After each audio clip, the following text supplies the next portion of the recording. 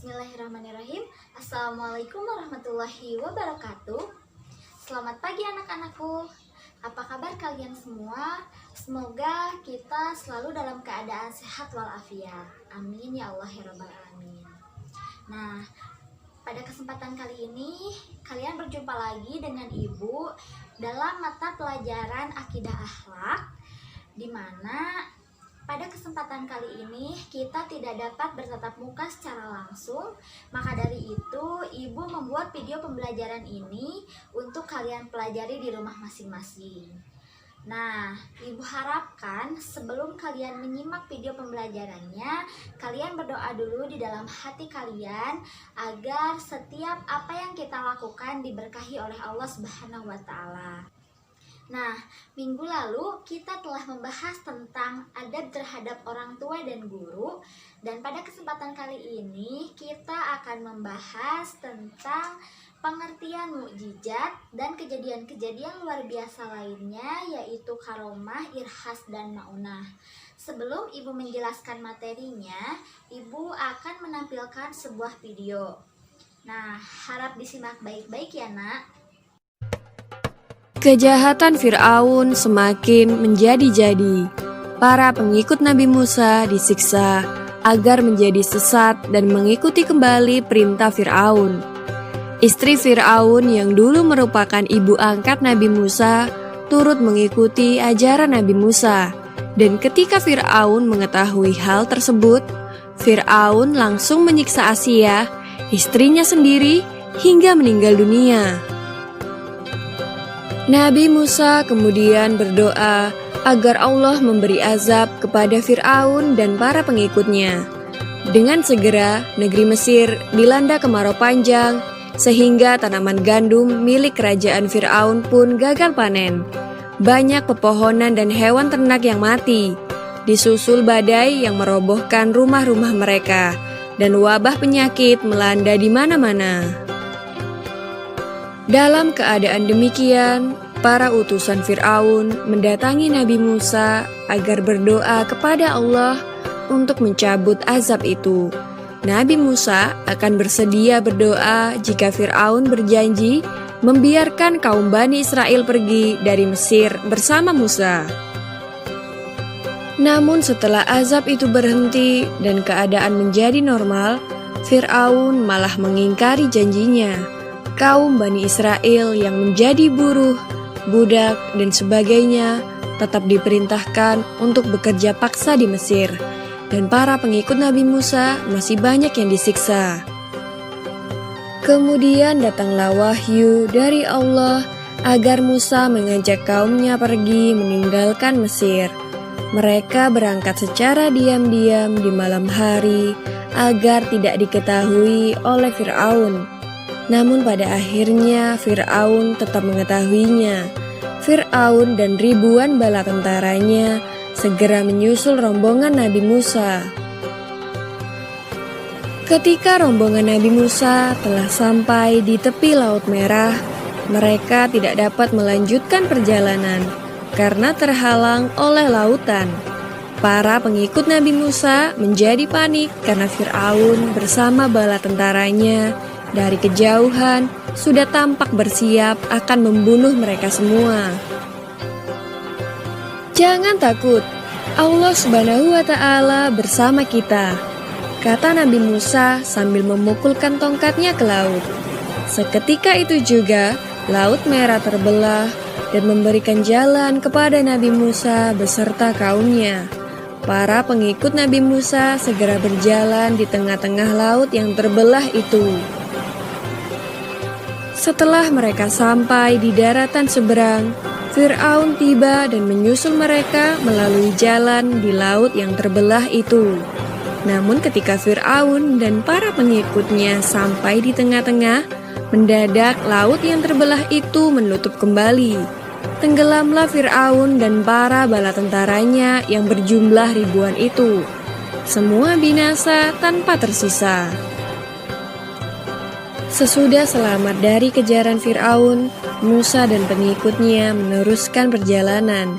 Di waktu mereka kehausan dan tidak terlihat ada tempat mata air, Nabi Musa lalu memukulkan tongkatnya ke sebuah batu yang cukup besar. Maka dari batu itu memancarlah air yang dapat mereka minum. Dan ketika mereka berada di semenanjung Sinai, mereka merasa kepanasan karena panas matahari seperti memanggang bumi. Tak ada tempat berteduh karena tak ada satupun pohon yang terlihat oleh mereka. Di saat seperti inilah Allah memberikan nikmat-Nya berupa awan yang mengikuti dan melindungi perjalanan mereka. Demikianlah kisah Nabi Musa alaihi salam membelah Laut Merah yang membuat Raja Kejam Fir'aun tenggelam di dalamnya. Semoga serangkaian kisah Nabi Musa ini dapat mempertebal iman kita dan semakin percaya akan kebesaran dan kuasa Allah Subhanahu wa Ta'ala. Amin ya Rabbal Alamin. Videonya telah ditonton kan? Dari video tersebut, Ibu ingin bertanya kepada kalian. Boleh dikerjakan di buku catatan, kemudian nanti dikirim ke Ibu melalui WhatsApp. Yang pertama, apa mukjizat yang terdapat dalam video tersebut? Yang kedua, bagaimana alur video tersebut? Dan yang ketiga, mengapa hal itu bisa terjadi? Nanti setelah pembelajaran selesai, boleh kalian kumpulkan tugasnya ke WA Ibu. Selanjutnya, Ibu akan menjelaskan tentang materi pengertian mukjizat dan kejadian-kejadian luar biasa lainnya, yaitu karomah, irhas, dan maunah. Boleh kalian dengarkan ya. Pengertian mukjizat. Secara bahasa, mukjizat berasal dari bahasa Arab yaitu a'jaza, yu'jiju, mu'jijun, mujizatun, yang berarti sesuatu yang melemahkan atau mengalahkan. Secara istilah, ialah sesuatu yang luar biasa yang terjadi pada diri Nabi dan Rasul Allah Subhanahu wa Ta'ala dalam rangka membuktikan dirinya adalah Nabi dan Rasul yang tidak dapat ditiru oleh siapapun. Dari kesimpulannya, maka ciri-ciri mukjizat ialah diturunkan hanya kepada para nabi dan rasul, merupakan kejadian luar biasa di luar kemampuan manusia, diturunkan sebagai bukti kekuasaan Allah, diturunkan sebagai bukti kenabian dan kerasulan, bertujuan untuk memperlemah orang kafir. Selanjutnya, mukjizat terbagi dua. Yang pertama, mukjizat kauniyah, yaitu mukjizat yang tampak dapat dirasakan atau ditangkap oleh panca indera. Disebut juga mukjizat terbatas, artinya di luar kemampuan manusia, terjadi hanya sekali dalam satu tempat, tidak dapat diulangi dan tidak dapat dipelajari. Contohnya ialah mukjizat Nabi Isa yang dapat menghidupkan orang mati dengan seizin Allah Subhanahu wa Ta'ala. Yang kedua yaitu mukjizat akliyah, yaitu mukjizat yang hanya dapat dipahami oleh akal pikiran. Ciri khususnya berlaku sepanjang masa. Contohnya ialah Al-Quran yang memiliki keistimewaan, yaitu kandungannya luar biasa, susunan sastra yang indah. Selanjutnya ada kejadian luar biasa lainnya. Yang pertama ada karomah, yaitu kejadian luar biasa yang dianugerahkan Allah kepada seseorang yang soleh dan taat kepadanya. Contohnya kejadian Maryam binti Imran radhiyallahu anhu yang selalu mendapatkan makanan di mihrab, sedangkan Maryam sendiri tidak pernah keluar dari mihrab. Hal ini dijelaskan dalam Al-Quran surat Al-Imran ayat 37. Selanjutnya ada syarat terjadinya karomah. Yang pertama yaitu orang yang mendapat karomah bukan nabi atau rasul, tidak memiliki syarat khusus seperti doa, bacaan, ataupun zikir khusus. Terjadi pada hamba Allah yang sholih, baik yang mengetahui karomah ataupun tidak. Kemudian bertujuan menguatkan keimanan dan ketakwaan orang yang mendapatkan karomah. Nah, selanjutnya yaitu ada irhas. Irhas merupakan kejadian istimewa yang terjadi pada diri calon rasul. Contohnya ialah Nabi Isa sewaktu beliau masih bayi yang dapat berbicara kepada orang-orang yang melecehkan ibunya. Hal ini dijelaskan dalam Quran surat Maryam ayat 29 hingga 33. Yang terakhir yaitu ada maunah, yaitu kemampuan luar biasa yang diberikan Allah kepada seorang mukmin untuk mengatasi kesulitan. Contohnya adalah orang yang akan tertabrak, Allah beri maunah atau pertolongan hingga ia selamat. Bagaimana anak-anak?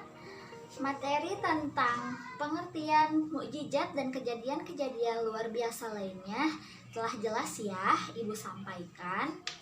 Nah, ada satu lagi pertanyaan yang ingin Ibu tambahkan sesuai apa yang sudah Ibu jelaskan. Hanya satu saja. Coba sebutkan perbedaan dari mukjizat, irhas, karomah, dan maunah. Boleh kalian catat jawabannya di buku catatan kalian, kemudian fotokan dan WhatsApp ke Ibu. Mungkin itu saja pembelajaran hari ini yang dapat Ibu sampaikan. Semoga kita dapat segera bertemu kembali di minggu yang akan datang dengan bertatap wajah ya. Kurang dan lebihnya Ibu mohon maaf. Billahi taufiq wal hidayah. Wassalamualaikum warahmatullahi wabarakatuh.